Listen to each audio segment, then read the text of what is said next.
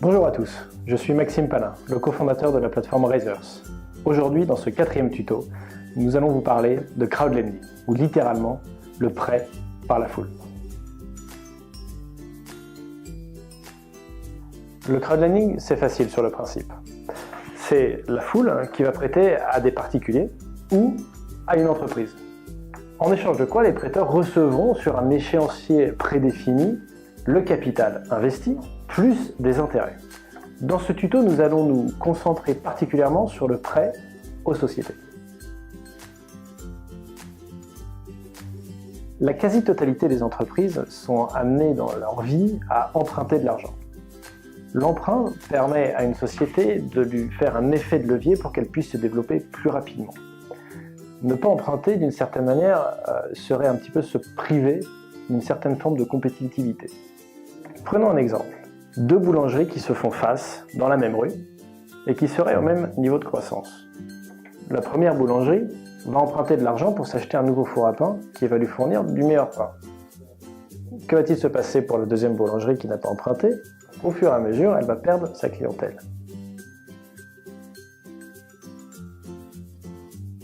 Nous connaissons tous les banques. Une de leurs fonctions principales, c'est de prêter de l'argent, notamment aux entreprises. Mais il n'y a pas que les banques qui prêtent. Il y a aussi les proches. Ça peut être la famille, les amis ou d'autres personnes, clients, fournisseurs d'ailleurs. Et dans la plupart des cas, quel que soit le prêteur, il y a des taux d'intérêt. Ce qui va changer radicalement, c'est les conditions, notamment pour les banques. Quand une banque prête à une société, elle va demander des cautions, et bien souvent des cautions personnelles à l'entrepreneur.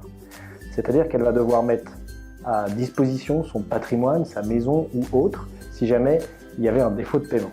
Aujourd'hui, il y a un nouvel acteur dans le soutien aux entreprises. Ce nouvel acteur, c'est vous tous. Grâce à Internet, vous pouvez tous prêter à une société pour qu'elle puisse se développer. La différence, c'est que les conditions pour les entreprises seront d'une certaine manière un peu allégées, en échange de quoi l'entreprise va payer un taux d'intérêt légèrement supérieur qui va servir à rémunérer le risque qui a été pris par les prêteurs. Ceci dit, il est très souvent le cas d'entreprises qui cherchent à diversifier leurs sources de financement. Donc les entreprises vont emprunter une partie à la banque et une autre partie sur une plateforme comme Raisers.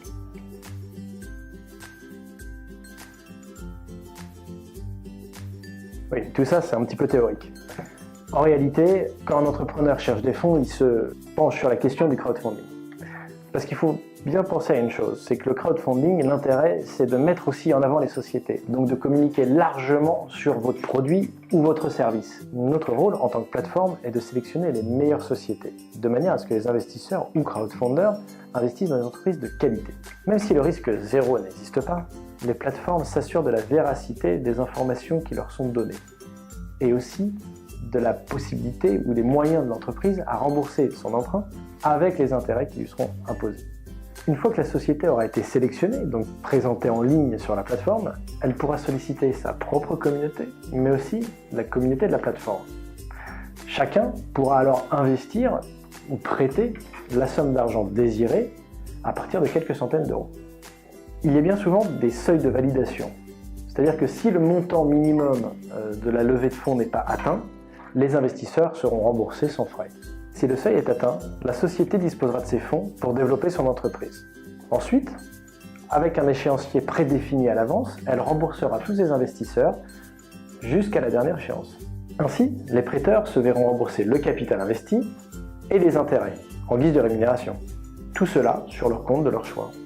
Je vous remercie, c'est la fin de ce tuto numéro 4 consacré au crowdlending et je vous donne rendez-vous au tuto numéro 5, les solutions pour un investissement en crowd equity.